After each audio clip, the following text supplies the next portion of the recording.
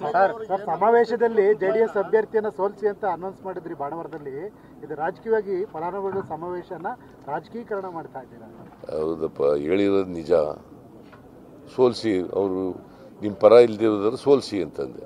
ಏನು ತಪ್ಪೇನಿದೆ?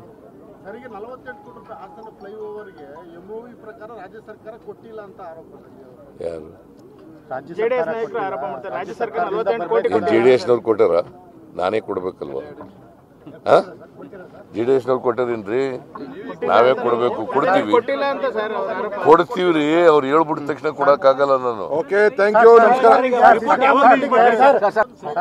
ಸಮಾವೇಶದಲ್ಲಿ ಜೆಡಿಎಸ್ ಅಭ್ಯರ್ಥಿಯನ್ನ ಸೋಲಿಸಿ ಅಂತ ಅನೌನ್ಸ್ ಮಾಡಿದ್ರಿ ಬಾಣವರದಲ್ಲಿ.